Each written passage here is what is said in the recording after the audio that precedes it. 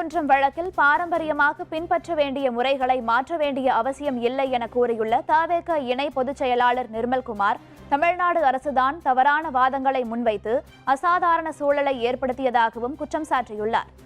கோர்ட்ல ஆனா உத்தரவுகள் பெண்டிங் இருக்கு. முதலாவதாக. அடுத்ததாக இது திமுக ஒரு வாரமா ஆர்டர் போட்டு 3 நாட்களாக திமுக ஏன் வெயிட் பண்ணிட்டு இருந்தாங்க? வெயிட் பண்ணி ஒரு தரப்புல இருந்து கூட்டங்கள் அதிகமாகுது, எல்லாம் சட்டம் ஒழுங்கு சீர்கட்ட வரைக்கும் அது 6 மணி வரைக்கும் ஏன் வெயிட் பண்ணாங்கன்னு தெரியல. அடுத்ததா என்னன்னா, திமுக தரப்பான அரசு வழக்கறிஞர் 6 மணி வரைக்கும் அரசு வழக்கறிஞர் எங்களுக்கு டைம் இருக்கு, நாங்க விளக்கேற்றோம் சொன்னனாலதான் இவ்வளவு கூட்டம் கூடிச்சோ அப்படின்ற சந்தேகம் எல்லாருக்கும் ஏற்படுது. சோ தவறான தகவலை இந்த அரசே இப்படி ஒரு அசாதாரண சூழ்நிலை கிரியேட் பண்ணுச்சுன்னு தான் நாங்க நினைக்கிறோம்.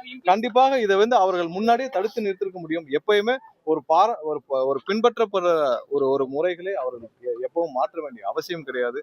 ஆனால் இப்பவும் இதில் நீதிமன்றத்தில் இன்னும் பெண்டிங் இருக்கு. வரட்டும், அவரும் பேசிக்கலாம். முதல்ல இந்தியா முழுவதும் சர்க்காரியா ஊழல், விஞ்ஞான ஊழல் செய்தவருக்கு பாரத ரத்னா கொடுக்கும் போதெல்லாம் உலகத்துல எதற்கு எடுத்துக்காட்டா அவங்க கொண்டு போறாங்கன்னே தெரியல. அதெல்லாம் உலகத்துல இருக்க எந்த மக்களும் ஏற்றுக்கொள்ள மாட்டார்கள்.